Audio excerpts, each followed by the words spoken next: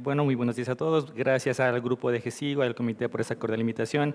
Gracias a Oscar. Y bueno, la idea de esta charla es tratar un poco de ver cuál es el rol de la terapia endocrina extendida, cuál es el racional, qué herramientas tenemos. Y estos son mis conflictos, esta es la agenda, explicar el racional, saber o identificar cuáles son los factores de riesgo de recaída tardía, los factores clínicos, hablar un poco de herramientas genómicas, cuál es la evidencia clínica con tamoxifeno, con inhibidores de aromatasa, ver bien siempre las toxicidades asociadas, finalmente unas futuras perspectivas y conclusiones. ¿Qué es lo que tenemos que saber? Recordar que el cáncer de mama receptores hormonales positivos es el subgrupo más frecuente, representa alrededor del 70% de los subtipos y este tiene un patrón de recaída distinta. Vemos inicialmente que el subtipo triple negativo tiene este mayor riesgo de recaída, pero que al final, con el transcurso de los años, este riesgo disminuye y empieza a solaparse las curvas y finalmente los tumores receptores hormonales positivos terminan teniendo mayor riesgo de recaída y también de muerte. ¿Qué es lo que tenemos o qué es lo que conocemos hasta ahora?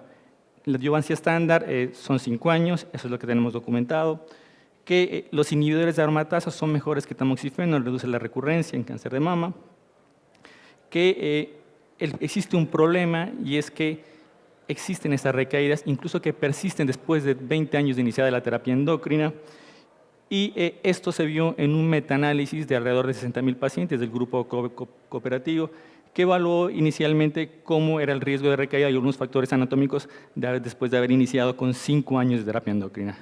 Y en este metaanálisis lo que se ve es que a medida que el paciente presenta factores anatómicos como compromiso ganglionar o como mayor tamaño tumoral, pues existe mayor riesgo de recaída y este riesgo de recaída persiste inclusive a través de los años. ¿Cuál es la disquisición? Es saber o tratar de identificar qué población es la que más se beneficia de dar una terapia endocrina extendida que es mayor a 5 años.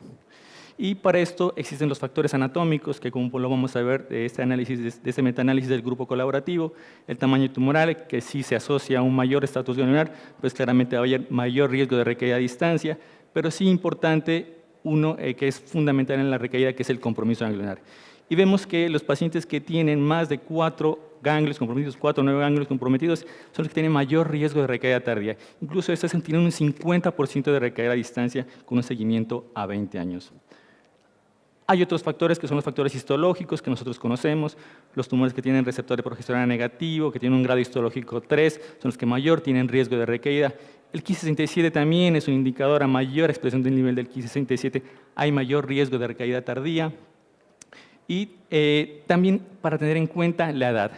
Este es un análisis suplementario del metaanálisis inicialmente complementado, en el cual vemos los grupos etarios, las pacientes que son menores de 35 años, son los que más tienen riesgo de recaída. Son pacientes jóvenes que eventualmente van a tener mayor expectativa de vida y como vemos en la columna del medio, tienen mayor riesgo de recaída en los primeros 0 a 5 años, pero en la columna de la izquierda este riesgo de recaída persiste entre los 5 y los 20 años. Esto también se ve con mayor seguimiento en los análisis del SOF y el TEX, con un seguimiento a 12 años, como podemos ver en la parte de abajo, a medida que transcurre el tiempo, los eventos siguen ocurriendo y los pacientes siguen recayendo con esos seguimientos a largo plazo. Por lo cual son pacientes que tienen riesgo y tienen ese riesgo de recaída persistente a través de los años. ¿Qué es lo que, digamos, se discute? Es si extender la terapia endocrina tiene un beneficio en las pacientes que reciben supresión ovárica. Ese es un estudio observacional recientemente publicado del grupo de Canadá y Milán, que en total recopila alrededor de 500 pacientes y selecciona pacientes premenopáusicas que han recibido supresión ovárica y que tienen compromiso ganglionar. Se hace un análisis estadístico de propensity score para limitar los sesgos y este estudio evalúa este beneficio de la terapia endocrina extendida. Nos dio, digamos, diferentes resultados interesantes. Uno es que a medida que pasan los años, del 2010 al 2022, los oncólogos clínicos están más tentados a indicar esta terapia endocrina extendida, reconociendo pues este riesgo que existe en esta población y además evaluando los objetivos en relación a recaída local y recaída a distancia.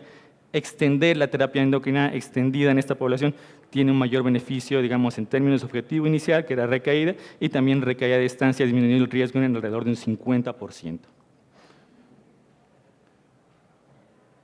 Interesante saber también las propiedades que tiene la hormonoterapia, que es ese efecto carryover, que es lo que sabemos es que después de terminado la endocrinoterapia, el beneficio se persiste con el pasar de los años. Esto lo vemos con el tamoxifeno, pero también lo podemos ver con los inhibidores de aromatasa, que ese efecto carryover es el que va a limitar el riesgo de las recaídas tardías. Ahora sí, ¿cómo identificar a quién beneficiar de terapia endocrina extendida? Bueno, hemos ido a raíz de la charla cómo podemos identificar algunos factores anatómicos, los que hemos hablado, pero también existen herramientas clínicas que tienen validación en estudios prospectivos. Una es el CTS Score, el Clinical Treatment Score, por 5 años de terapia endocrina. Este score lo que evalúa es no el beneficio de la terapia endocrina extendida, sino el riesgo que tienen las pacientes de recaer a distancia después de 5 años de tratamiento. Es un score validado en diferentes ensayos clínicos y que, digamos, tiene en su cómputo de las variables factores que nosotros conocemos, como son el tamaño tumoral, la edad, el grado histológico. Ese es el enlace en el que se puede, digamos, es una herramienta que la encontramos en Internet, computas tú los datos y luego te va a dar un resultado en intermedio, alto riesgo de recaer a distancia y puede identificar qué pacientes tienen este riesgo de recaída a distancia y que potencialmente se pueden beneficiar de la terapia endocrina extendida. Hay herramientas también genómicas, de lejos el que más tiene evidencia es el Breast Cancer Index, pero también hay utilidad de otras herramientas como el MammaPrint. El Breast Cancer Index es un panel genético que evalúa, digamos, 2 firmas genéticas. Uno es el Molecular Grad Index, que evalúa el grado de proliferación tumoral, y otro evalúa esta otra firma que evalúa este cociente Hox y L17, que es un indicador de qué tan importante es la vía endocrina en la célula tumoral. Validado en diferentes ensayos clínicos, si el Breast Cancer Index nos da de alto riesgo, son los que se pueden beneficiar de esta terapia endocrina extendida con beneficios absolutos de alrededor del 10%. Es una herramienta que está, digamos, avalado, que digamos, está escrita en las guías ASCO en población que tiene ausencia de compromiso ganglionar o que tiene entre 1 y 3 ganglios y que tienen este Breast Cancer Index High, pueden beneficiarse de la terapia endocrina extendida. También en las guías NCCN del 2026, incluso pacientes que tienen ausencia de compromiso ganglionar y que pueden tener tumores pequeños, si tienen un Breast Cancer Index High, son los pacientes que le podemos dar esta terapia endocrina extendida. Sí tener en cuenta que en los pacientes que tienen más de 4 ganglios son poblaciones que tienen mucho riesgo de recaída, no están francamente representadas en los ensayos clínicos y ahí las guías ASCO lo que dicen a todos ofrecer terapia endocrina extendida. El MammaPrint es una herramienta que nosotros tradicionalmente la utilizamos para definir si el paciente necesita o no quimioterapia, pero digamos con el tiempo se ha subclasificado en pacientes de low risk y estos a su vez en ultra low y low risk. Ultra low risk son los pacientes que tienen muy bajo riesgo de recurrencia, son pacientes que potencialmente no se benefician de la terapia endocrina extendida. Los low risk sí son, digamos, esos tumores que tienen mayor riesgo de recurrencia tardía y en los cuales uno podría dar esta terapia endocrina. Y llamativamente, los high risk, que sabemos que tienen alto riesgo de recurrencia, la gran mayoría tempranas, se ha visto que sabemos que deben recibir terapia endocrina extendida, pero los datos son discordantes si usaron o no este tratamiento más de 5 años. Este MammaPrint, esta plataforma se evaluó en el Ideal Trial, que es un ensayo fase 3, que comparó 10 años de letrozol versus 8 años, fue un trabajo negativo, no fue mejor dar letrozol 10 años que 7 años y medio. Y ahí se evaluó esta plataforma genética. Como podemos ver, los pacientes que tienen un high risk, en la parte de izquierda son los que no se benefician de la terapia endocrina extendida, pero en cambio sí los que son de low risk, si les damos terapia endocrina extendida, disminuye el riesgo de recaída a distancia. Sí recordar que los pacientes que son ultra low risk son prácticamente las curvas planas, son los que tienen un buen pronóstico y en los que no se plantea usar esta estrategia. ¿Qué es lo nuevo en plataformas genéticas? Lo que se presentó es el año pasado en San Antonio, es esta firma genética que es el ZET-ERPR, validada en un ensayo que es el NSABP42, presentada por el doctor Mamounas. Esta firma genética o este panel, digamos que evalúa genes de referencia y genes asociadas a la vía estrogénica y nos da un índice de qué tan alejados son estos genes sobre los genes de referencia. Ellos particularmente vieron que un índice mayor a 1.5 es el que se debía utilizar. Recordar que el NSBP42 es un ensayo fase 3 que evalúa después de 5 años de tratamiento endocrino, randomizar y completar 10 años de letrozol o de placebo. Fue un trabajo positivo para DFS y también para recaída a distancia, con un beneficio absoluto de alrededor de un 2%, pero no tuvo beneficio en sobrevida global. A la gran mayoría de los pacientes, al 96%, se les pudo hacer esta plataforma genética. El objetivo que se evaluaba era el intervalo libre de cáncer, que es el tiempo desde la randomización hasta la ocurrencia del cáncer de mama. Se vio que un SET y RPR high con un índice mayor a 1.5 es el que, digamos, los tumores que tienen este índice con ese SET y RPR mayor a 1.5 eran los que se beneficiaban de esta terapia endocrina extendida, y de esos, cuando se visualiza los que tienen ausencia o no de compromiso ganglionar, el beneficio absoluto es mayor aún en los que tienen compromiso ganglionar, con alrededor de un 10%. Ahora hablar acerca de un poco de la evidencia clínica que tenemos con tamoxifeno e inhibidores de aromatasa. Esta es, digamos, que una tabla que recopila todos los ensayos clínicos que han evaluado la terapia endocrina extendida, que, digamos, la podríamos dividir en dos partes. Uno, los ensayos que empiezan con tamoxifeno y terminan con tamoxifeno, completando 10 años, o otros que empiezan con cualquier tipo de terapia endocrina y finalizan con 6, 8, 10 o de una forma un poco audaz hasta 15 años de tratamiento con inhibidores de aromatasa.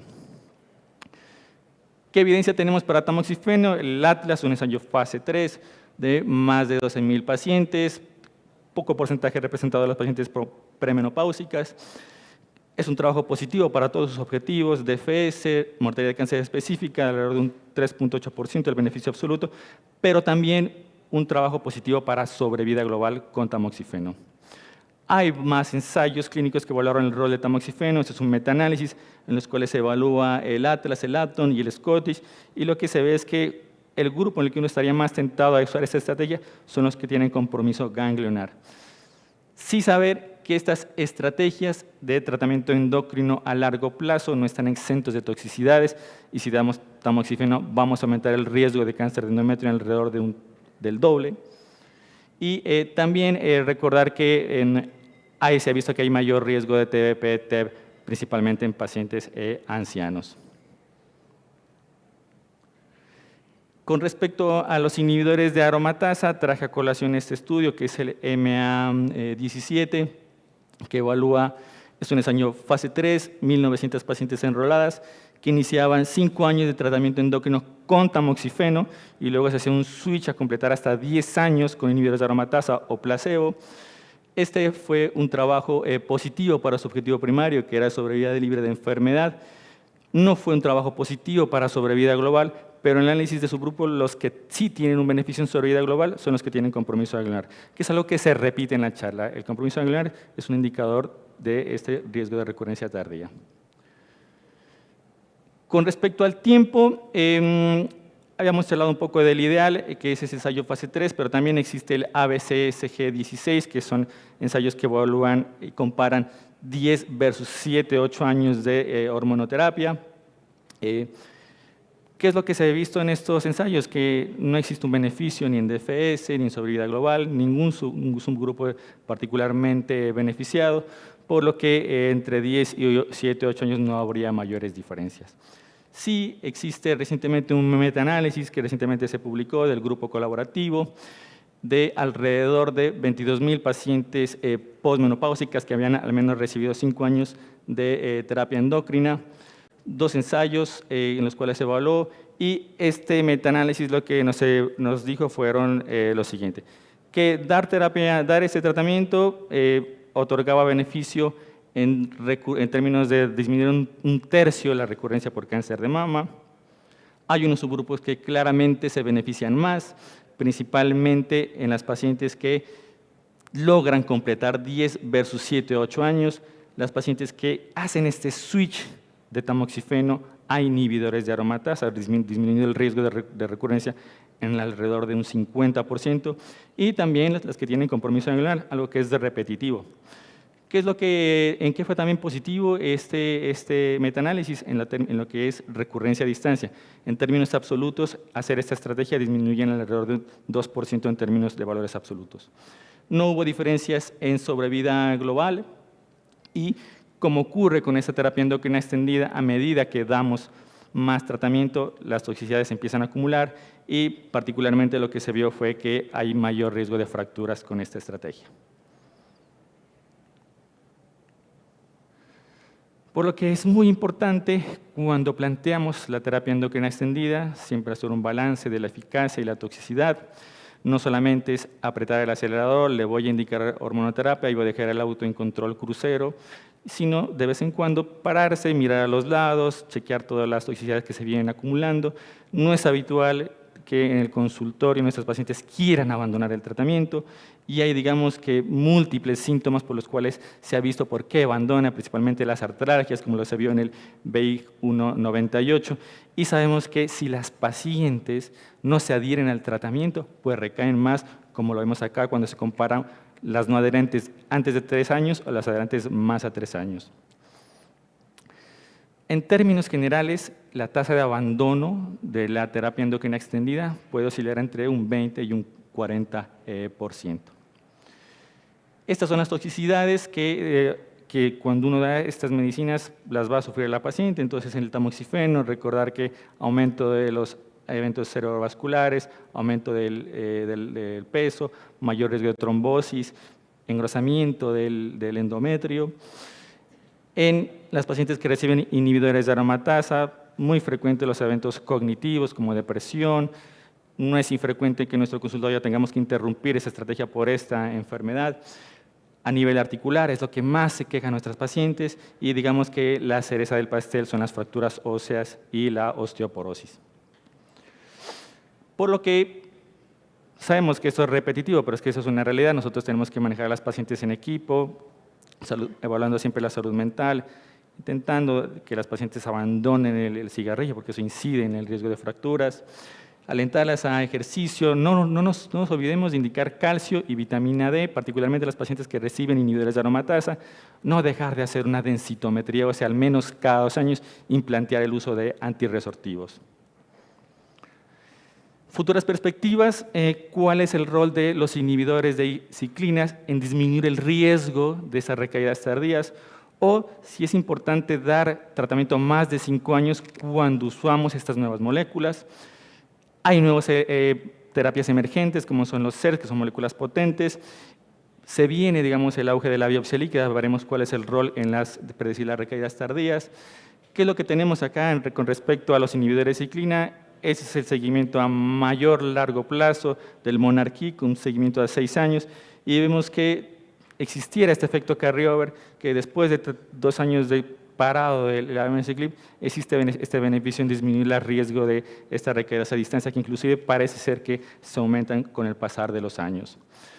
En los ensayos de inhibidores de ciclina y adyuvancia se planteó, al menos en el Monarch, 5 o 10 años de esta estrategia de hormonoterapia. En el Natalie, 5 años, luego quedaba a discreción del investigador si continuar o no. Con respecto a los SERS, pues sabemos que son moléculas más potentes que los inhibidores de aromatasa y que el tamoxifeno, que tienen actividad en estas mutaciones de resistencia del SR1. Diferentes ensayos clínicos en adyuvancia. Uno es el LIDERA, que ya no es futuro, es un presente, es un trabajo positivo, un ensayo fase 3 de giredestrant versus el standard of care. En este ensayo fase 3 se planteaba a discreción del investigador si continuar más de 5 años o no. Cambria 2 es un ensayo en el cual nosotros estamos participando, que evalúa el beneficio del camizestrant, incluye un subgrupo de pacientes que están recibiendo inhibidores de ciclina, que es algo muy importante a saber a futuro. El EMBER-4, que evalúa el imlunestrant como una molécula de consolidación después de cierto tiempo de terapia endocrina, para finalmente completar 7 o 10 años en total. O el TRID-ctDNA, que también, digamos, se evalúa después de 2 a 7 años de terapia endocrina, hacer una biopsia líquida y luego randomizar al brazo experimental, que es el Elacestrant, para completar un total de 7 años. Todas estas estrategias es importante que es obligatorio usar supresión ovárica en las pacientes premenopáusicas. Pero lo que está en discusión es si realmente vale la pena usar supresión ovárica, porque sabemos que son moléculas muy potentes. ¿Y qué es lo que se ha visto recientemente publicado por el grupo SOLTI en San Antonio?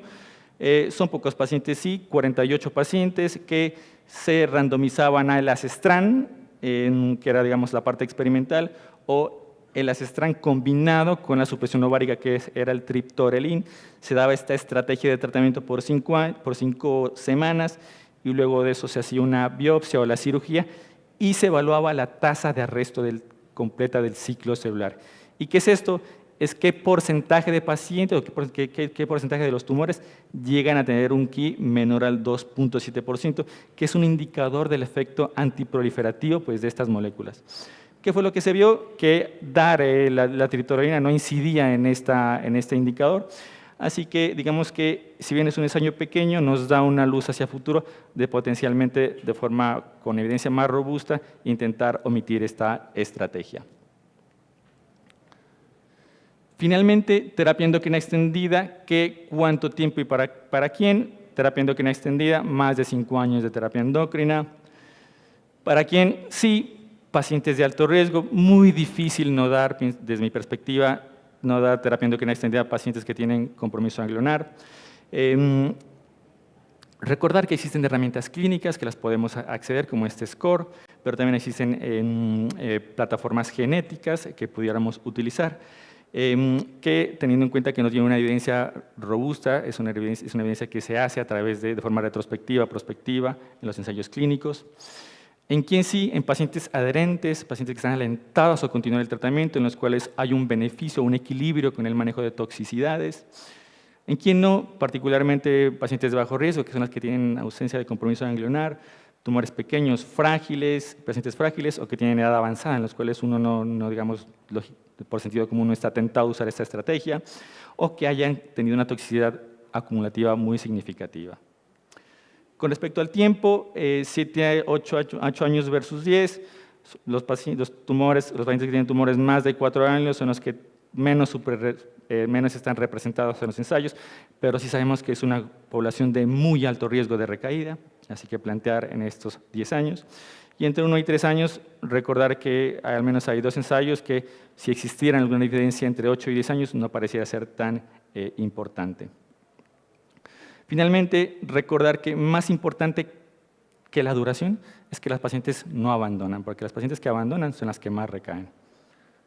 Muchas gracias. Muchas gracias. Buenas tardes a todos. Días todavía, ¿verdad? Sí.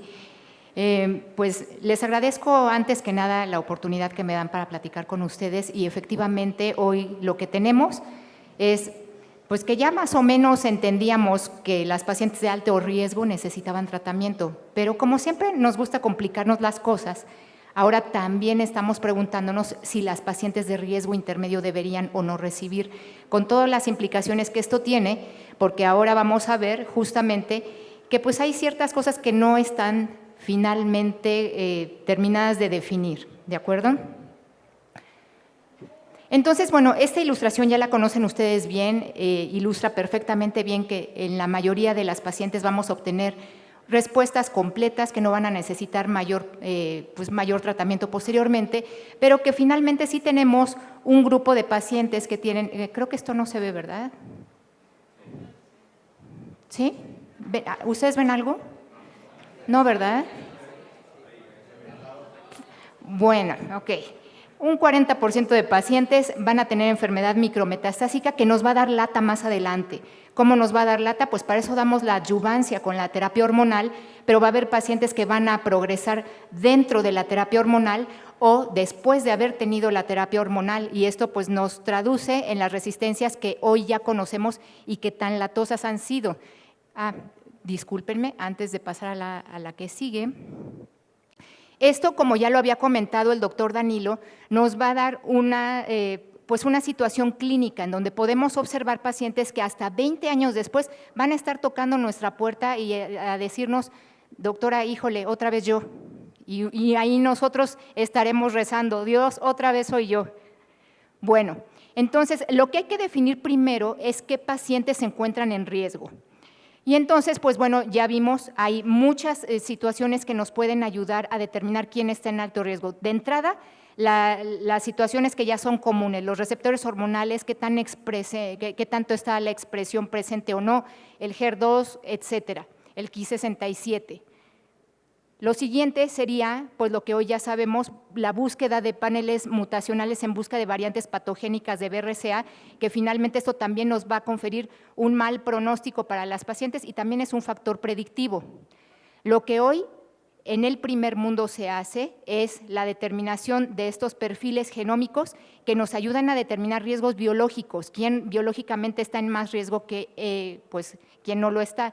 Quiero comentarles, en México, yo creo que el 90% de la medicina se hace a nivel público, de tal manera que aunque tenemos esto y esto ya es, pues para algunos, en algunos casos, pues algo bastante común, para nosotros no. Es simple y sencillamente imposible que nosotros en el ámbito público pidamos un Oncotype o un MammaPrint, porque esto es incosteable. Por lo tanto, la realidad es que lo que siempre les comento de nuestra vieja confiable, pues para nosotros sigue siendo una realidad. Nosotros todavía tenemos en uso esta vieja confiable, que son los factores clínico-patológicos, grado tumoral, tamaño del tumor, ganglios afectados, TILs en el caso de los triples negativos, etcétera. Porque las características clínico-patológicas definitivamente nos van a orientar hacia quién pudiera tener un riesgo más aumentado. Por ejemplo, en el caso, ya lo había comentado ahora el doctor Danilo, en esta gráfica lo que podemos observar es que a partir de los 5 años que nosotros hemos terminado la terapia hormonal y en donde ya terminamos esta supresión planeada, lo que se empezó a observar es que muchas pacientes, incluso con tumores pequeños a partir de T1, a partir de ese momento elevaban otra vez el riesgo de recurrencia.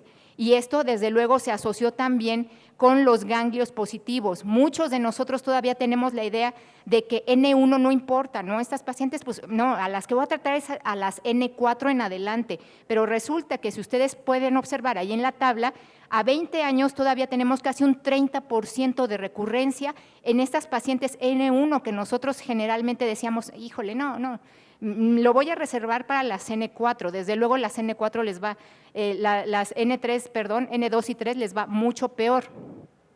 Y esto también está asociado a las pacientes que tienen un mayor grado tumoral. Esto, quiero decirles que el problema no son, digamos, las cosas en forma suelta. El problema es que cuando esto se conjunta, pues hacen un desastre, ¿sí? Y el desastre viene graficado aquí. Nosotros podemos observar en la parte de arriba, naranja, las pacientes N1 que no tienen asociado ningún factor de riesgo. Vean ustedes cómo es mucho mejor su supervivencia en relación con las pacientes que tienen N1, pero que tienen asociados estos factores de riesgo. Hay una diferencia entre las dos curvas aproximadamente del 15%. ¿En qué se traduce esto clínicamente? En que las pacientes del área naranja, 1 de cada 10 va a recurrir en 5 años. En cambio, las pacientes N1 de alto riesgo, 1 de cada 4 va a recurrir en 5 años. Entonces, por supuesto que importa que nosotros estemos asociando estos factores de riesgo para determinar el tratamiento de nuestras pacientes. Ya se ha hablado muchísimo de la parte de los residuales y los residuales han sido sin duda, han tenido mucho impacto en las pacientes triples negativo y en las pacientes HER2 positivo y de repente poco se habla de las pacientes luminales. En las pacientes luminales ustedes podrán observar la línea verde y la línea azul en donde podemos observar estos residuales 2 o 3 tienen un impacto terrible para el pronóstico de las pacientes. Afortunadamente, ahora ya comentábamos que existen estos test de perfil genómico que nos van a determinar los riesgos que existen. Y es aquí en donde ahora sí empieza a asomar pues, este riesgo intermedio, en donde podemos observar que sí definitivamente no les va tan mal como a las pacientes de alto riesgo, en donde vean ustedes el riesgo de recurrencia, con respecto a las pacientes de bajo riesgo, pero de cualquier manera no es una buena historia las pacientes que van a tener este riesgo intermedio. Esto definitivamente nos sirve hoy por hoy para tomar las primeras decisiones. ¿A quién le voy a dar más tratamiento? a quién le voy a dar quimioterapia y a quién no le voy a dar quimioterapia. Esto lo conocemos ya todos perfectamente bien, y los que tienen oportunidad de utilizar estos perfiles genómicos sabrán que hoy por hoy, incluso pacientes que tienen ganglios 1 a 3 asociados, pues puede haber algunas pacientes que no van a recibir quimioterapia, y al revés también, pacientes que tenían N0, algunas de ellas sí lo van a recibir.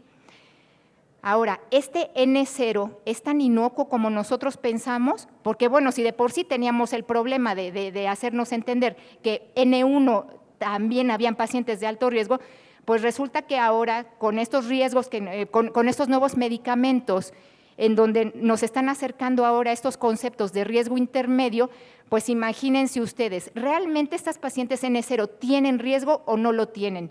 Lo que se vio en el estudio TAILOR-X es que estas pacientes N0 que se les daba quimioterapia, algunas, por supuesto, las que tenían riesgo alto, ¿sí?, disminuían su riesgo de recurrencia de 12 a 6, es decir, disminuían a la mitad. ¿Qué quiere decir esto? Que sí existen algunas pacientes N0 que van a necesitar escalar sus tratamientos, y esto pasa lo mismo en las pacientes posmenopáusicas, en donde de entrada hay que entender que el riesgo de entrada no es 0 para ninguna paciente, ¿de acuerdo? Quizás sea muy bajo, pero nunca es 0, y en donde podemos ver que las pacientes que tenían más alto riesgo de recurrencia, pues a 10 años tenían un riesgo aproximadamente del 20%, casi el 20%. Fíjense bien, esto es bien interesante. Cuando nosotros hacemos una comparación entre las pacientes N0 sin ningún riesgo asociado, sin otro factor de riesgo asociado, en comparación con las pacientes N0 que sí tienen alto riesgo asociado, factores de alto riesgo asociado, lo que nosotros podemos observar es que prácticamente hay una diferencia pues bastante grande, y es 3 veces más posible que estas pacientes vayan a recurrir en un futuro. Entonces, definitivamente no es un comportamiento tan inocuo el de las N0 con alto riesgo.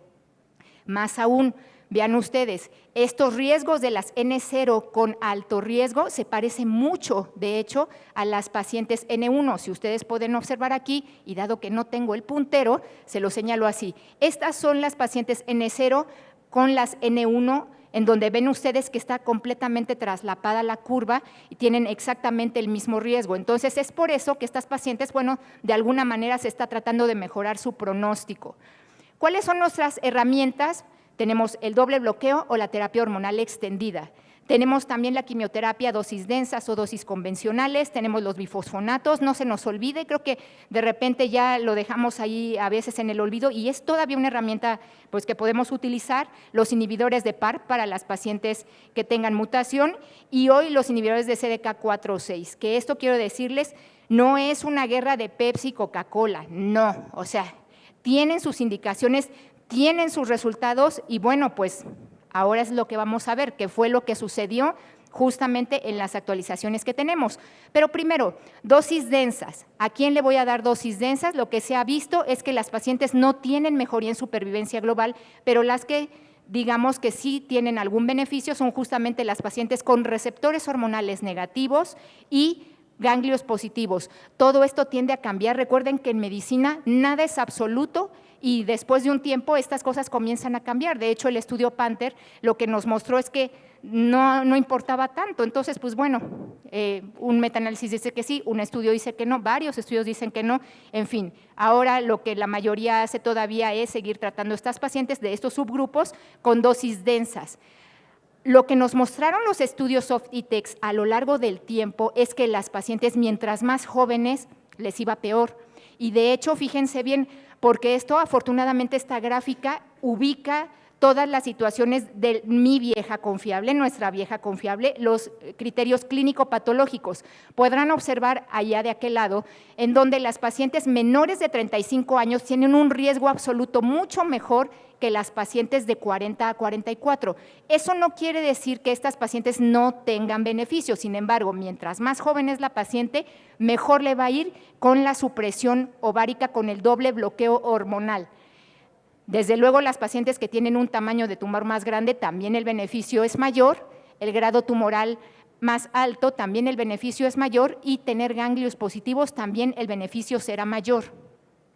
De tal manera que hoy doble bloqueo únicamente no van a recibir las pacientes que tienen riesgo bajo. Todas las demás tienen que recibir su presión ovárica y bueno, ya con lo que comentó el doctor Danilo, quizá con estas nuevas terapias orales, de SERDs orales no va a ser necesario, pero hoy por hoy todavía el estándar es hacer el doble bloqueo para estas pacientes de riesgo intermedio y riesgo alto. En relación a la terapia hormonal extendida, ya lo vimos hace un momento, las pacientes que más se benefician son las pacientes que tienen ganglios positivos. Esto no impacta sobre la supervivencia global de las pacientes y también lo que tenemos que ver es a quién le vamos a dar esto. Recuerden ustedes que el beneficio absoluto de la terapia hormonal extendida no es tan amplio, si acaso llega al 5%, de tal manera que en St. Gallen lo que se encontró es que las pacientes que estaban en etapas 3, la mayoría de las personas que allí votaron dijeron, sí, denle 10 años a estas pacientes que están en etapas 3. Las que estaban en riesgo intermedio, es decir, etapas 2 y ganglios positivos, la mayoría consideró que deberían darse al menos 7 años de tratamiento para estas pacientes. Etapas 2 con ganglios negativos, allí sí hubo la mitad y la mitad. La mitad dijo, déjalo en 5 años, la otra mitad dijo, no, sí, dale 7 años, poquititos dijeron 10 años, pero entonces, como vemos, pues también esto se convierte en una situación de criterio también personal.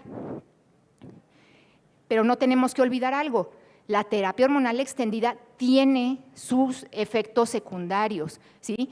Y lamentablemente esto a veces se nos olvida, ay, es que es una pastilla, ay, es que es la inyección, ajá, sí, el problema es que incrementa el riesgo de bochornos, bueno, la presencia de bochornos, el riesgo de fracturas, osteoporosis y artralgias. ¿Y esto qué impacto tiene? Pues tiene un gran impacto porque la adherencia de las pacientes disminuye cuando nosotros no tratamos adecuadamente los efectos secundarios de esa terapia. Ahora imagínense, estamos planeando 5 años y resulta que a la mera hora les decimos son 7, son 8 o son 10 años más de todo lo que ya pasaste, ¿no? ¿Y qué es lo que sucede aquí? A los 4 o 5 años, nuestras pacientes, al menos la mitad, ya no tomó el medicamento como nosotros lo habíamos indicado. Hay muchas situaciones por las cuales esto sucede. Una es por los efectos secundarios. ¿Y de quién es esta situación?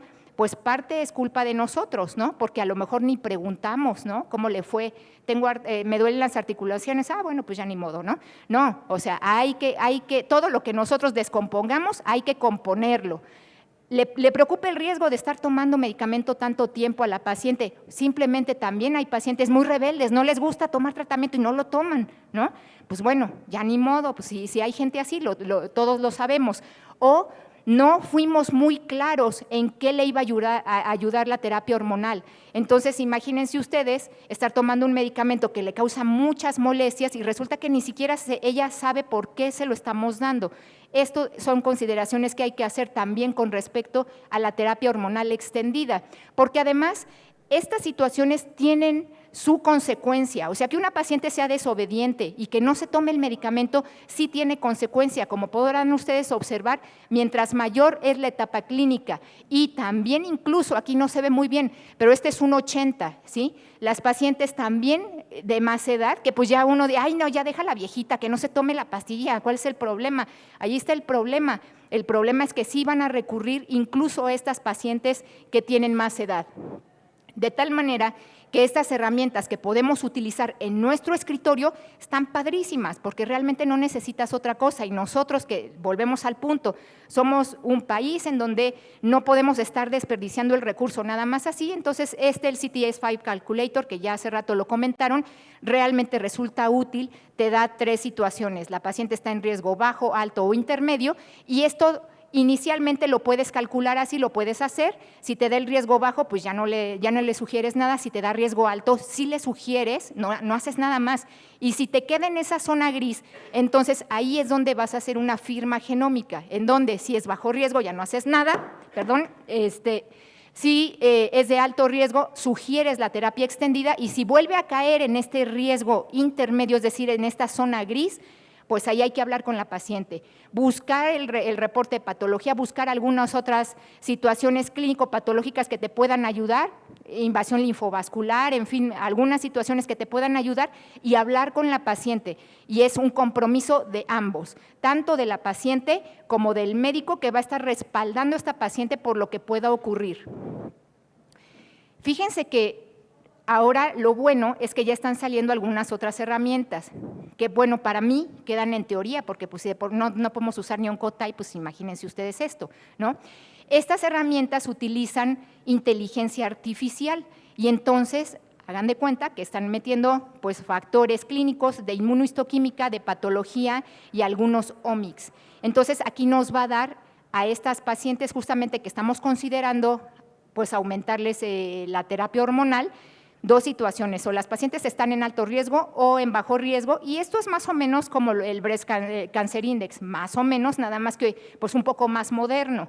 Y de aquí nos dan estos resultados. Hay pacientes que definitivamente se van a mejorar, van a tener un beneficio cuando les extendamos el tratamiento con letrozol, y habrá, de acuerdo a este modelo, habrá pacientes que no lo hagan. Pero vean ustedes lo interesante, pacientes que nosotros habíamos considerado, pues habíamos dicho, ¿no? El metaanálisis decía, ganglios positivos es candidata, sí, pero resulta que de acuerdo a esto, ganglios positivos, en este caso, casi un 20% de pacientes se reclasificaron y eran en realidad de bajo riesgo y a ellas no les iba a funcionar darles más terapia. Y en el caso de las pacientes con ganglios negativos, hubo casi un 30% de pacientes que se reclasificaron a alto riesgo y que sí requirieron tratamiento. Entonces, bueno, estos resultados evidentemente son una probada, tiene que madurar mucho más este estudio, y lo que hoy quiero que vean aquí es una cosa importante. De los estudios que ya tenemos aprobados, vean ustedes lo misceláneo que están las definiciones de alto riesgo, ¿sí? Nadie utiliza las definiciones parejas, ¿no? Ningún estudio utiliza las situaciones clínicas igual. Entonces, pues eso sí nos mete en un problema, que el CPSEG, que unas hay que hacerles Oncotype, unas solamente con riesgos clínicos, y entonces pues esto se vuelve un problema, ¿de acuerdo? Porque al final de cuentas, de todo el catálogo que tenemos para alto riesgo, pues cada quien agarró los que quiso, y esto se está traslapando también, se está transfiriendo justamente a las pacientes de riesgo intermedio, en donde también, afortunadamente para nosotros, tenemos riesgos clínicos que están asociados, pero también hay riesgos biológicos para determinar este riesgo intermedio. Ahora, los inhibidores de ciclinas, pues ya tenemos dos. Afortunadamente, sí quiero decirles, los que ganan son nuestras pacientes cuando tenemos resultados positivos, sin duda alguna. ¿Por qué? Porque hoy tenemos opciones. No solamente es un solo medicamento, ahora son dos con buenos resultados, pero sí tienen sus diferencias y eso hay que decirlo, ni modo. Le duela al que le duela, hay diferencias y las vamos a ver ahora. Monarquí metió pacientes con ganglios positivos, Natalie, hasta un 30% tenían ganglios negativos. Monarquí, es decir, abemaciclib, se puede dar hasta que la paciente haya completado, bueno, durante el tiempo de los primeros 3 meses de tratamiento endocrino. Si tú ya pasaste al 5º mes, al año, ya no se puede dar tratamiento, por lo menos no deberías de darle tratamiento con abemaciclib. En cambio, ribociclib tiene un poco más de flexibilidad en esto, tienes todo un año para poder ingresar pacientes a esta terapia. Abemaciclib se da 2 años, ribociclib se da 3 años y con diferencias en efectividad evidentes. Para empezar, Monarquí, bueno, es un estudio que ya todos conocen, ya es un viejo conocido de nosotros que tuvo 2 cohortes, una cohorte francamente de alto riesgo, 4 ganglios positivos, o 1 a 3 con grado 3 o un tumor de más de 5 centímetros. Recordar que ahora ya el Ki67 ya no es necesario determinarlo porque ya sea alto o bajo, el medicamento es efectivo. Y vean ustedes, estos son los resultados que nos presentaron en ESMO a 7 años. Vean ustedes qué bien le ha ido a este medicamento, a estas pacientes. Realmente no es el medicamento, son las pacientes. Vean ustedes, con estos 2 años que les dimos tratamiento con abemaciclib fue suficiente para continuar con el efecto carry-over durante pues todos estos años, de tal manera que hoy tenemos una dinámica de curvas bastante buena que sigue aperturándose conforme pasa el tiempo. Hoy tenemos una reducción en el riesgo de recurrencia del 26.6% y lo mismo pasa en la supervivencia libre de enfermedad a distancia, en donde podemos observar que esta dinámica de curvas se conserva y continuamos con el beneficio durante todos estos años. También cuando nos hacen la disección entre la separación de N1 de alto riesgo, N2 y N3, podemos observar que absolutamente todas las pacientes tienen beneficio independientemente del número de ganglios afectados. Y lo que todos esperábamos, ya estábamos todos, ¿no? Y que la supervivencia global, y yo no voy a recetar nada hasta que no me dé supervivencia global. Bueno, ahí está, ya está, ¿sí? Tenemos supervivencia global positiva con una reducción del riesgo de muerte del 16%. Ahora, el estudio Natalie ingresó pues, pacientes en circunstancias distintas. Ganglios positivos sí, pero también las etapas 2A. Las etapas 2A podían entrar con ganglios positivos o con ganglios negativos. Las que entraban con ganglios negativos podían entrar con grado 3 o con grado 2, y las que entraban con grado 2 tenían que tener asociado o un Ki67 de más del 20% o una firma genómica de alto riesgo. El medicamento se dio por 3 años.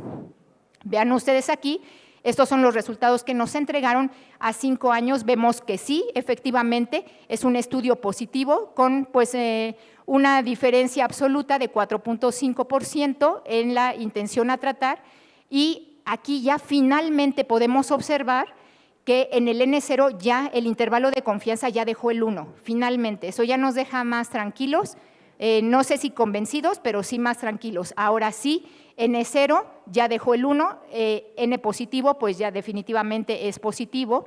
Y bueno, aquí también ellos separaron por etapas cómo les fue a las pacientes.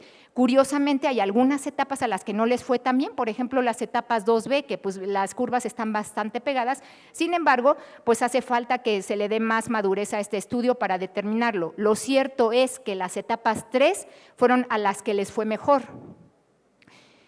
Y bueno, si ustedes me preguntan a mí si hay algunos resultados verdaderamente diferentes, pues yo les diría sí, hay resultados que son verdaderamente aplastantes cuando uno compara poblaciones, y es el resultado, es el caso justamente de las pacientes que fueron a neoadyuvancia.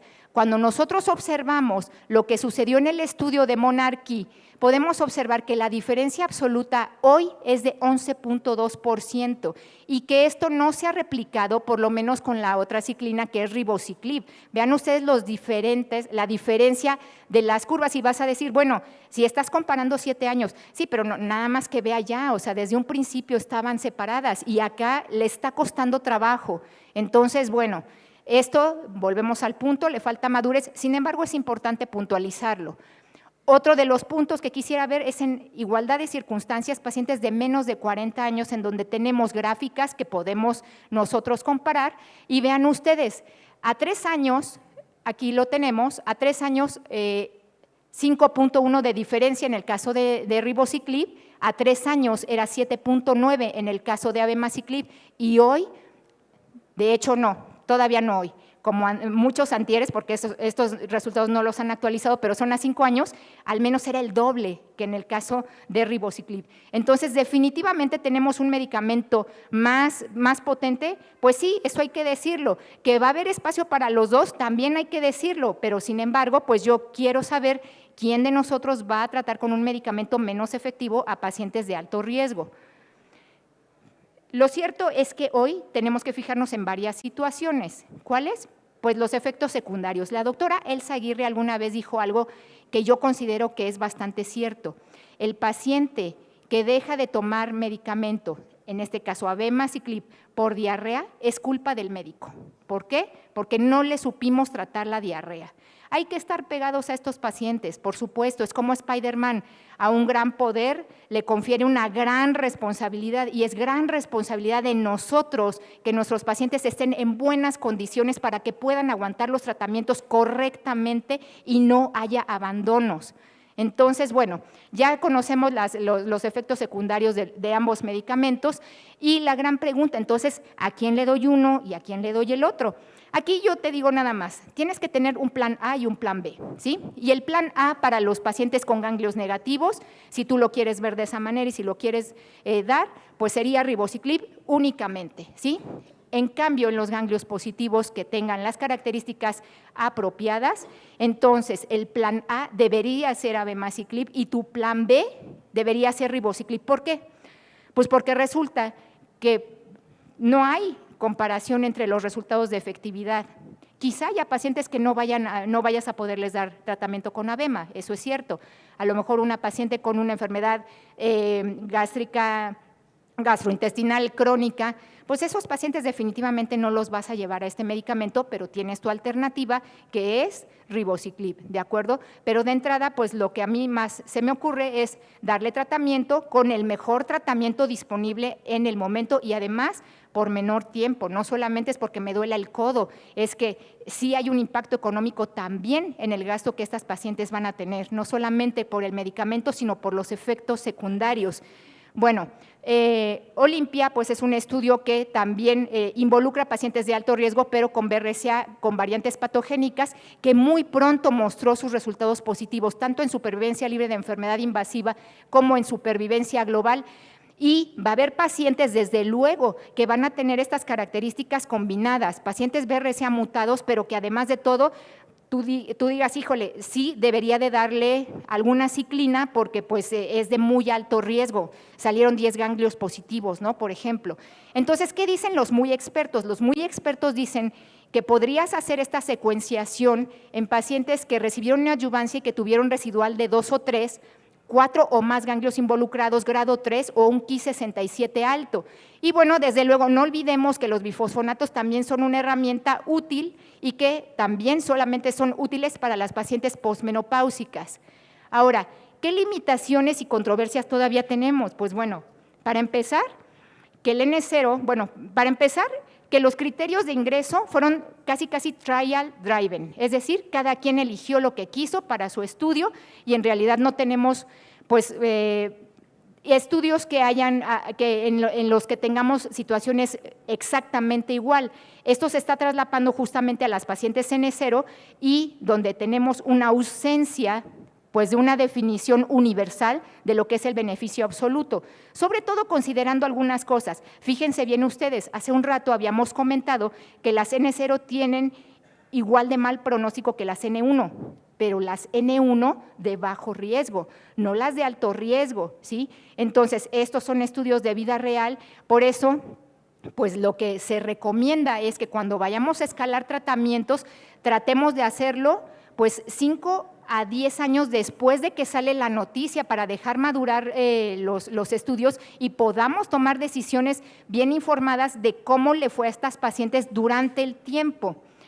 Otra de las cosas es que puede haber una discordancia biológica, anatómico-biológica, pacientes con muchos ganglios asociados, pero resulta que son de bajo riesgo. Y entonces nosotros nos quedamos con la sensación, o al revés, ¿no? También nos quedamos con la sensación de estar sobretratando o infratratando a las pacientes.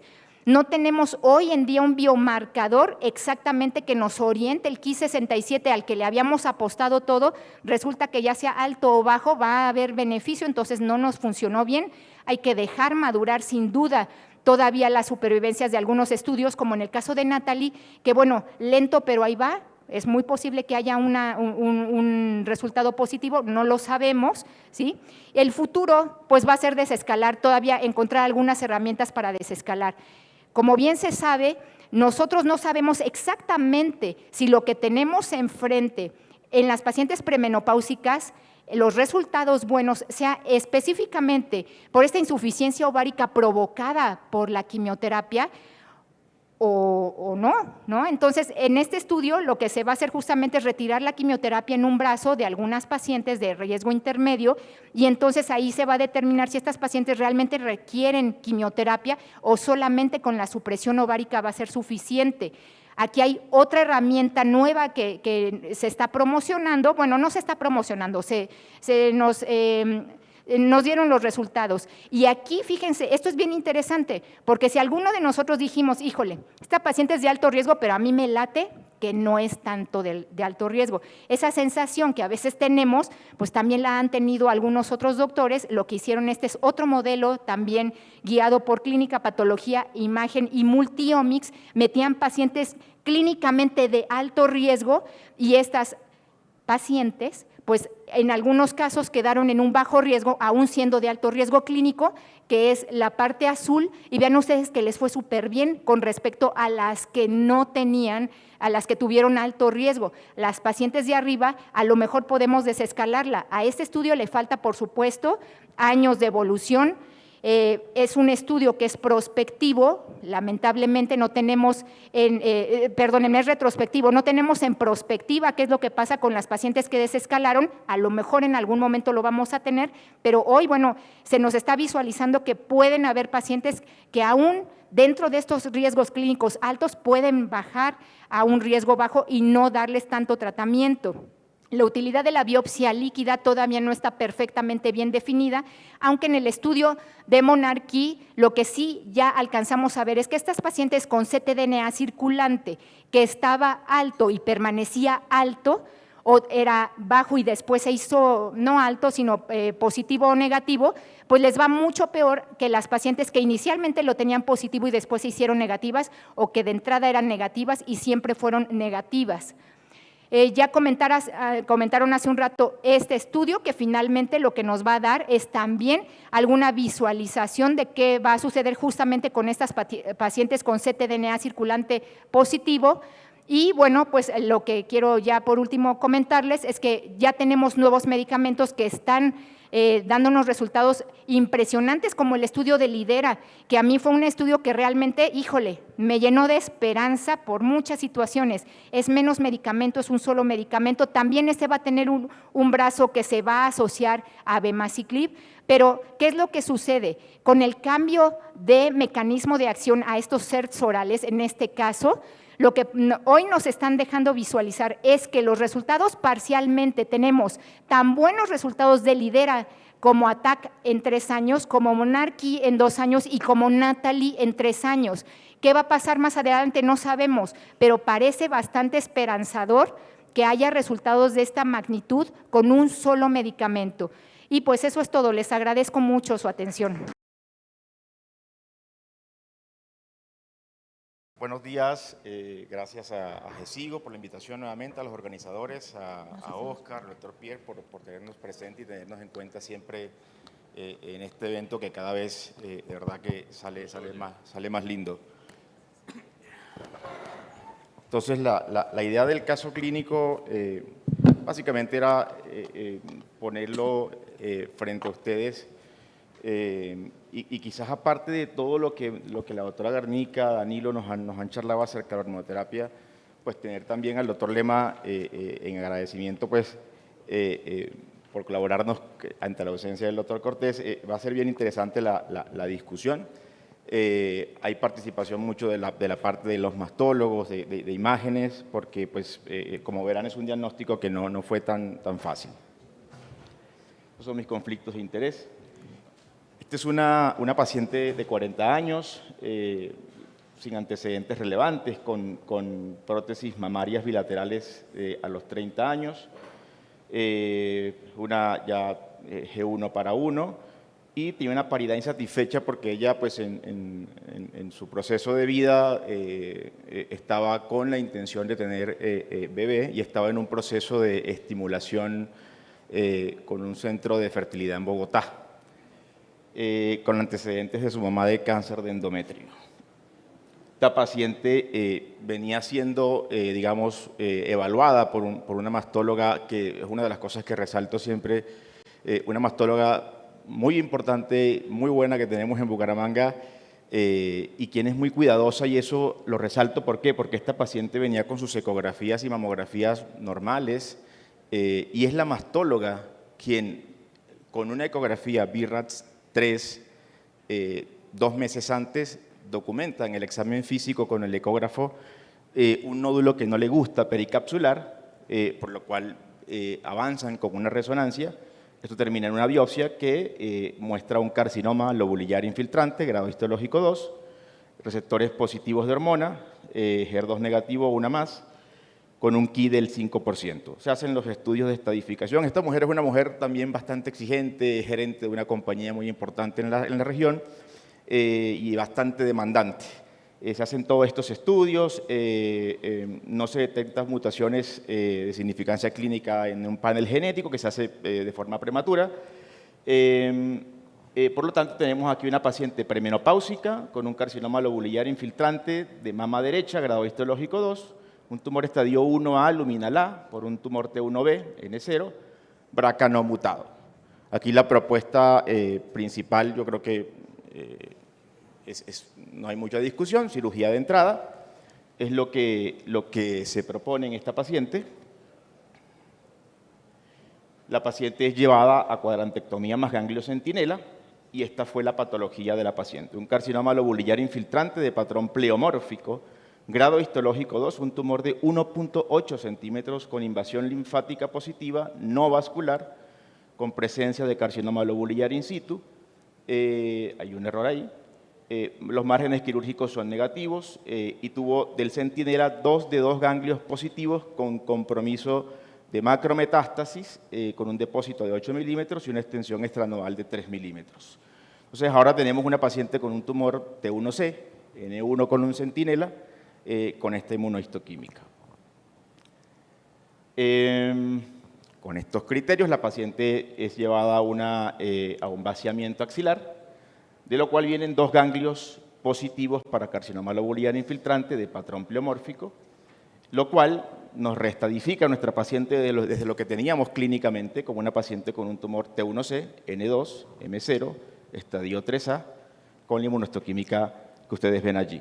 Calde, te interrumpo un segundo ahí. ¿Alguien del auditorio, algún cirujano de mama o algún oncólogo, alguien, no le haría vaciamiento a esta paciente? Lobulillar, 40 años, T1C, N0, prequirúrgico y nos aparecen 2 de 2 en el centinela. Los dedos con extensión extracapsular. Eso, ahí vamos. ¿Cómo sabemos que no son 4 de 4 o 10 de 10 o 20 de 20? Yo creo que es claro que había que hacer el vaciamiento, pero en ánimo de la discusión académica, en la época de intentar desescalar y evitar vaciar, ¿esta paciente tendría alguna indicación de ahorrarse el vaciamiento o estamos todos de acuerdo en que habría que vaciarla? ¿Alguien no la vaciaría? Nadie se atreve a decir. Nadie se atreve, ¿no? Yo creo que eso es… Con esa forma de preguntar, pues a uno le daría miedo. Pero bueno, listo, Calde, sigue. Bueno, entonces, digamos que acá se plantean parte de las dificultades diagnósticas que esta mujer tuvo, toda la carga social de la mujer de querer tener su bebé a pesar de todo lo que está atravesando, no quería hacer, y su planteamiento era de no querer hacer quimioterapia, así que esto hizo consultas de opinión en diferentes sitios, incluyendo Bogotá, CETIC, donde se llevaba diferentes recomendaciones y terminó con nosotros en relación a la propuesta adyuvante. Entonces, en esta paciente, digamos, en relación a la adyuvancia, no sé, ustedes los panelistas, ¿cuál sería la aproximación de ustedes?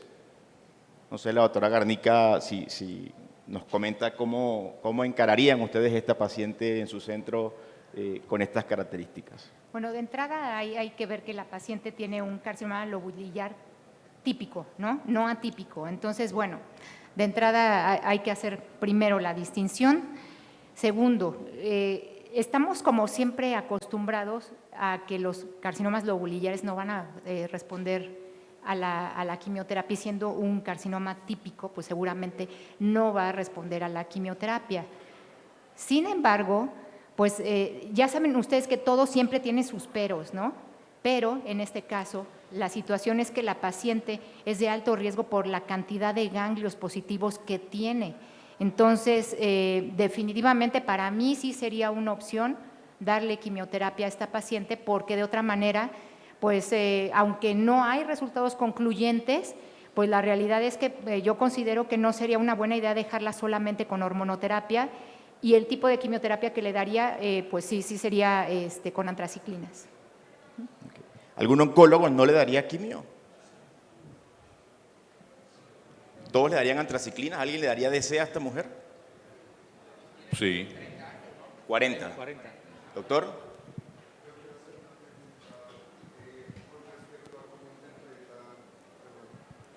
Perdón, ya. Yo quería preguntarles con respecto a la forma de cómo podrían interpretar en este escenario la información que tenemos de otros escenarios, como por ejemplo el subanálisis que hizo Nanchen del TaylorX con respecto al score de recurrencia y el potencial beneficio que dan las antraciclinas en pacientes que son ganglios negativos. De esta información tenemos más o menos 7.000 pacientes del subanálisis que hicieron del TaylorX, en donde se dieron cuenta que el score de recurrencia menor de 31 predecía un menor beneficio de antraciclinas en esas pacientes de bajo riesgo. Mi pregunta que quería hacerles es, obviamente esto se sale del escenario que estoy mencionando, también es un paciente que interpretamos como un mayor riesgo que las pacientes de TaylorX, pero es un subtipo histológico que ya preveemos que la quimioterapia de pronto no le va a agregar tanto beneficio como un paciente que fuese luminal B o con una histología diferente. La pregunta es si ustedes tuvieran el recurso, la paciente les dice, quiero tener información adicional para decidir si me van a poner antraciclinas o no, ¿alguno le haría una prueba genómica de predicción de riesgo para ahorrarle las antraciclinas con la información que acabé de mencionar? Doctor Lema. No, yo no. Yo utilizo un examen diagnóstico cuando me va a ayudar a tomar una conducta. Y no hay ningún resultado del TaylorX o de un pues de un Oncotype o un MammaPrint que vaya a cambiar el hecho de que esta es una paciente que necesita adyuvancia con quimioterapia basado en los metaanálisis más viejos que no discriminaban entre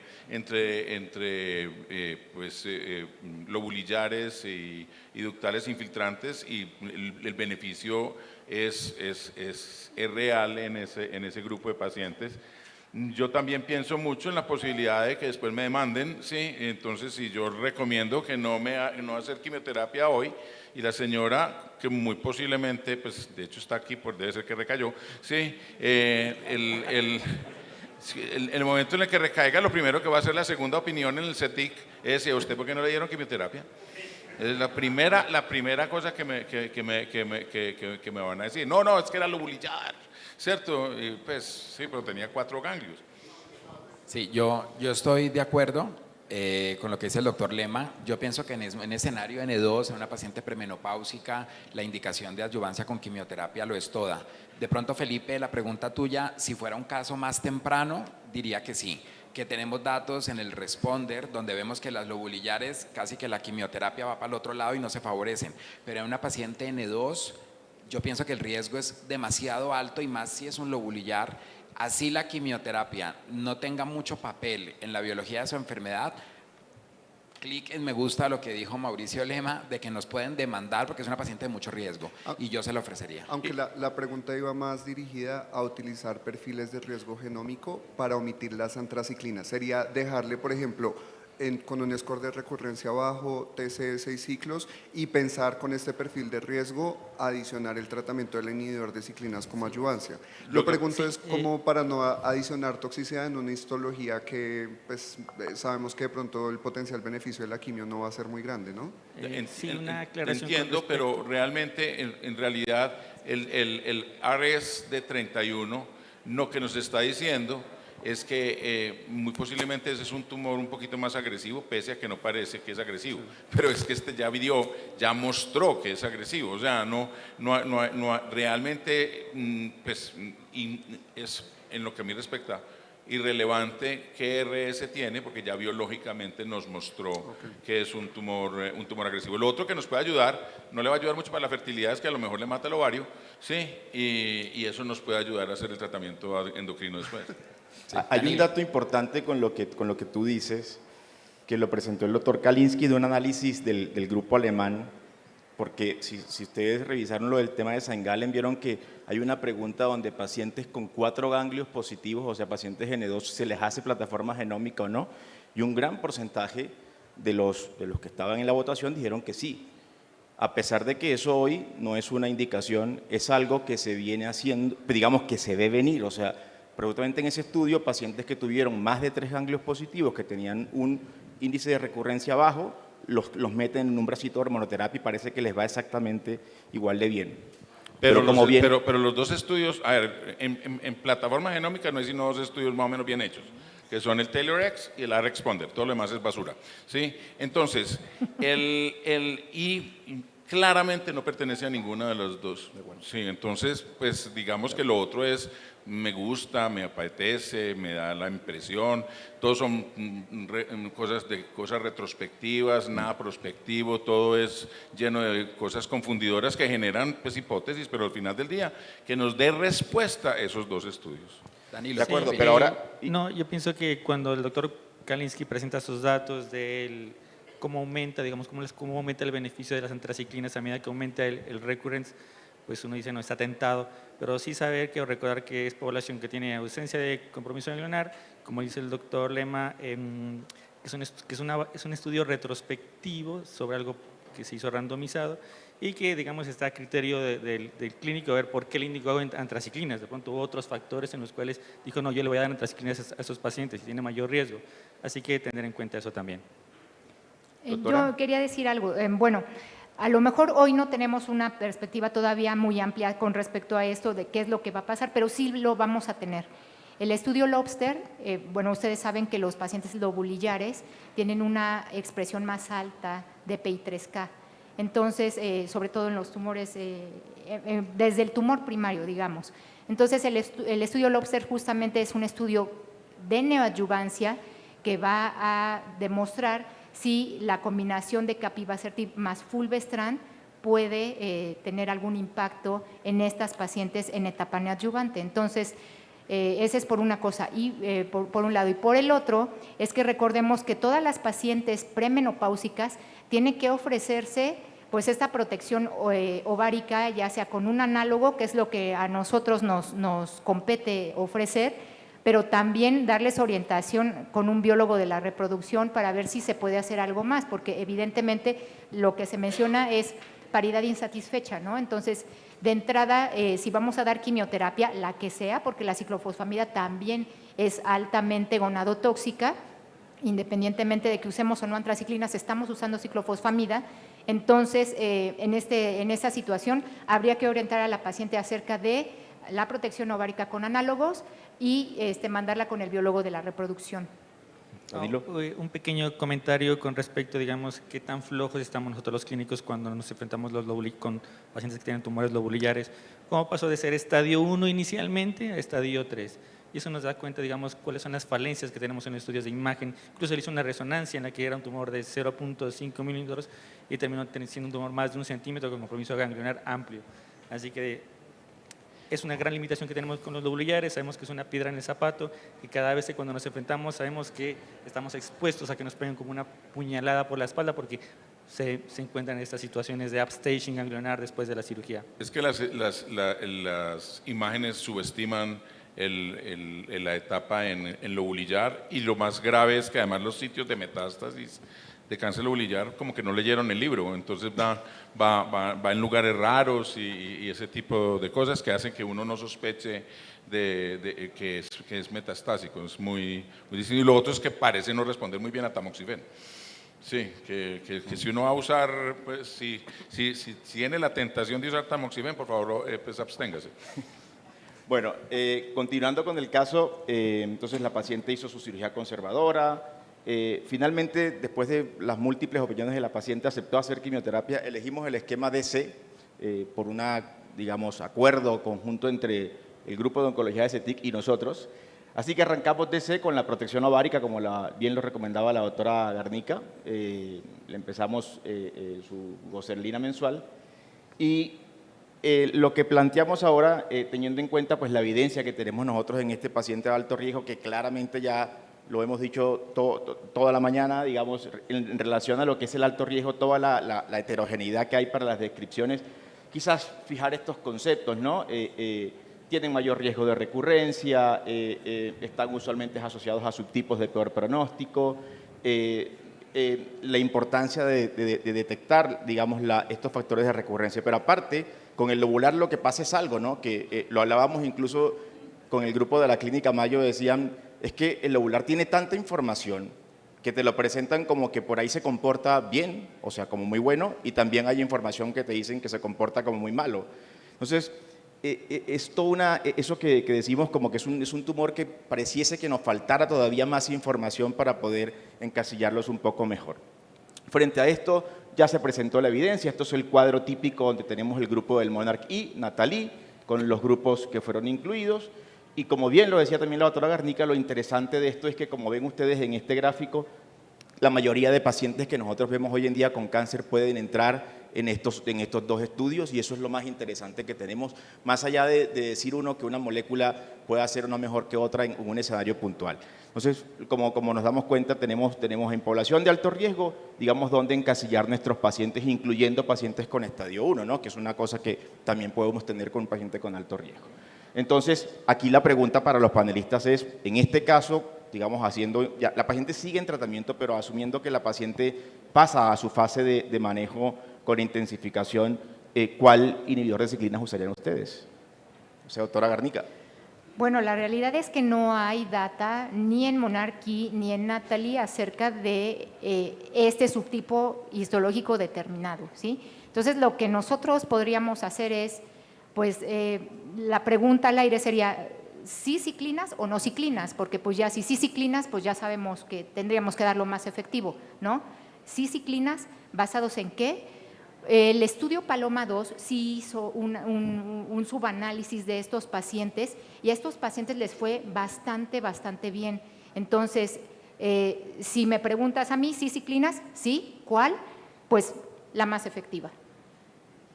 ¿Alguien no le daría ciclinas a esta paciente? Eso. ¿Alguien qué? ¿No le daría ciclinas? O sea, todos le darían ciclinas. ¿Tú no le darías?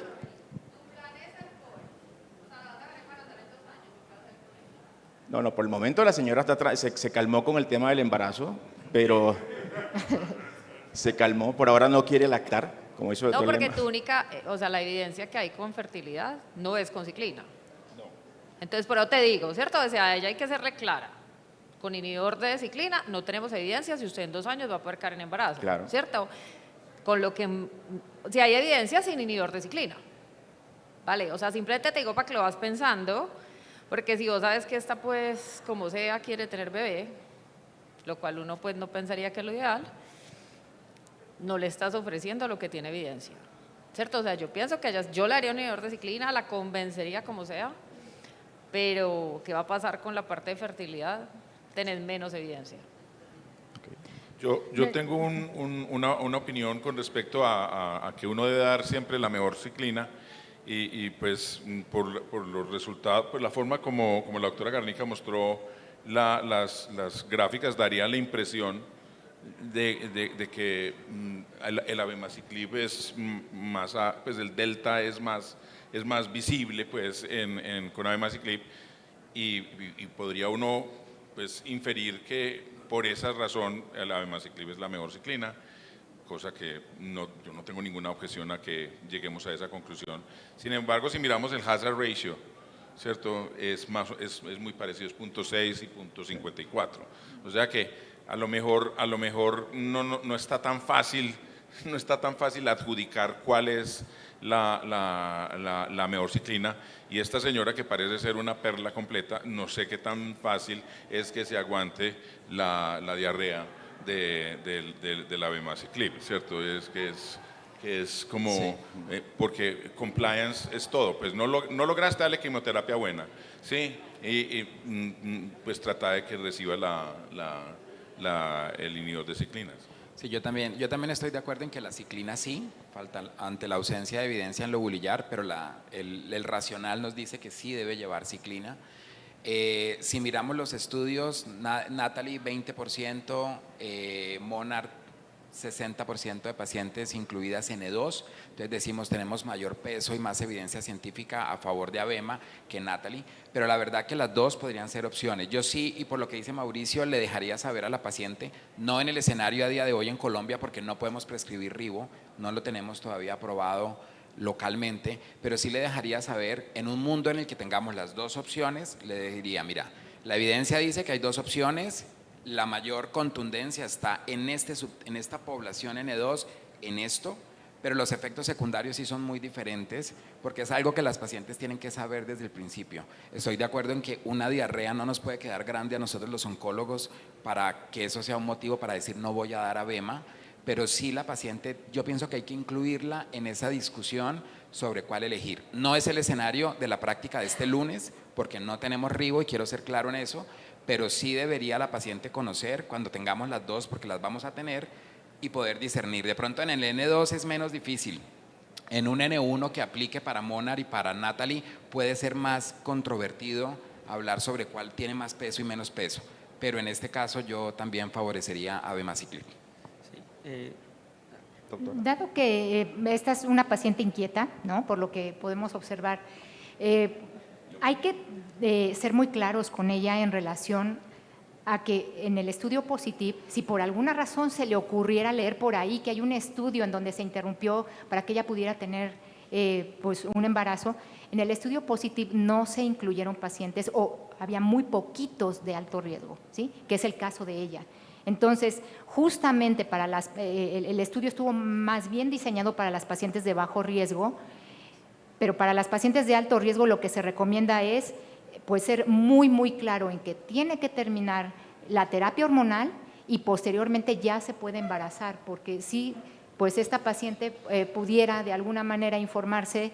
Y recuerden que pues siempre nos llegan a veces ahora con lo que dijo ChatGPT, ¿no? Entonces hay que ser bien claros con ella con respecto a eso, porque pues los hijos que tenga, pues quiere estar vivos, ¿no? Para ellos. Entonces no hay que arriesgarla. ¿Alguien tiene alguna pregunta hasta acá? No, Danilo. un comentario es que, como dijo la doctora Garnica, es una paciente que tiene algunos elementos que ponen a juicio todo, pero sí recordar las diferencias que hay en toxicidades y el tiempo que van a recibir los inhibidores de ciclina. Eso también hay que consensuarlo con la paciente. Con respecto a la diarrea, digamos, hay algún estudio fase 2 que el escalonamiento de la dosis con abema puede incidir en la adherencia. Eso en un mundo ideal, y sabemos que en Colombia es algo que es muy dificultoso. Bueno, eso. Sí, quería preguntarle a la doctora Garnica, con el trade, ¿usted puede hacer trade allí en México? ¿Es fácil técnicamente hacerlo y en el día a día? ¿O todavía sigue Yo siendo? sigo tratando como normal, pero De entrada, sí hay 150. muchos oncólogos que de entrada estaban con esa inquietud, sobre todo cuando se visualizaron los resultados de que pues no se afecta la efectividad cuanto menor dosis es. Sin embargo, bueno, pues esto es en un global, ¿no? En realidad, el estudio estuvo diseñado con la dosis plena y posteriormente pues había reducciones de dosis si es que fue necesario. El trade en realidad parece ser que no hubo problema, así que bueno, si realmente es un problema para la paciente o para el médico, yo consideraría hacerlo. Para mí no tiene mayor problema las diarreas, de verdad, no, yo no he tenido ni una sola paciente que no le pueda controlar la diarrea, y es más, hay muchas más pacientes que ni siquiera reportan diarrea, mucho más de las que pues yo esperaría, ¿no?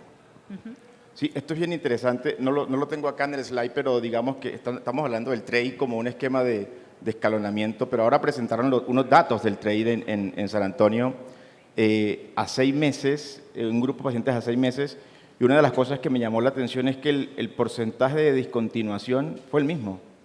Fue el mismo. Es decir, realmente plantear el trade como una alternativa para que el paciente no discontinúe no lo es. Yo creo que sí plantea que es algo que se puede hacer, seguro, probablemente en una población de pacientes que uno le dé algo de temor. Por ejemplo, esta mujer si sigue así de complicada, uno ya empieza a preguntárselo, como bien lo decía el doctor Lema, o un paciente muy añoso, por ahí de pronto uno diría, no sé si me voy con un trade, pero la verdad es que el estudio lo mostró que no hay una diferencia, digamos, ostensible en el tema de la discontinuación.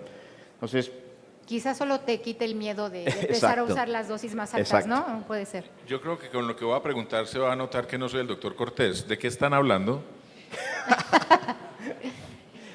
¿Alguien me explica el estudio ese del que no? El estudio TRADE metió pacientes en adyuvancia, pero en lugar de empezar con 150 miligramos cada 12 horas, empezaron con dosis bajitas y cada determinado tiempo iban subiendo las dosis hasta llegar a las dosis plenas y la intención era ver qué pacientes llegaban a esas dosis plenas sin abandonar.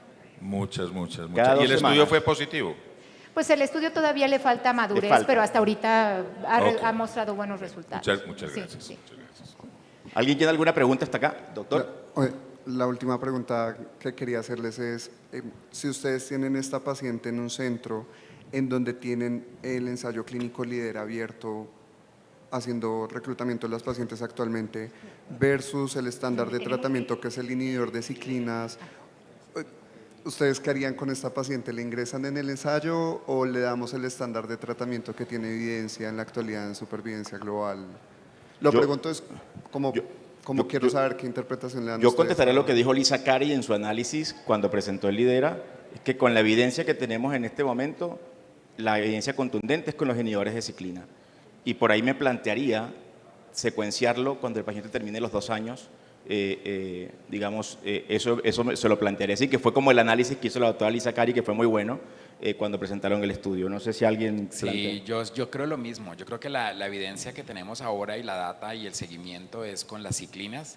A mí me gustaría que pudiera recibir el SER y que me aseguraran que cayera en el brazo del SER y no en el convencional que no llevó ciclinas en el diseño, porque sería una paciente que estaría éticamente por debajo de su tratamiento, lo cual muchas veces no se sabe. En el Cambria, por ejemplo, lo podemos saber, porque es un estudio de etiqueta abierta y tú sabes dónde cae la paciente, pero en el Lidera entiendo que no. Entonces, a día de hoy, yo pienso que en una paciente de tan alto riesgo como es ella, hay que ofrecerle lo que estándar está y ya veremos en el seguimiento probablemente la combinación, como dice Carlos, hacer una secuenciación, una especie de sándwich o algo puede ser, porque es un estudio muy bueno que da, a mi manera de ver, da unas luces muy buenas, tiene unos criterios de inclusión no tan estrictos, parecen más a los del Natalie que a los del Monarch, entonces diría uno, va a ser para muchas pacientes y con los datos iniciales que tiene en el primer análisis interino, apunta a que va a ser el boom y va a dar unos resultados muy buenos, pero yo pienso que hay que esperar y a día de hoy esta paciente necesita un ICDK 4/6 sí o sí.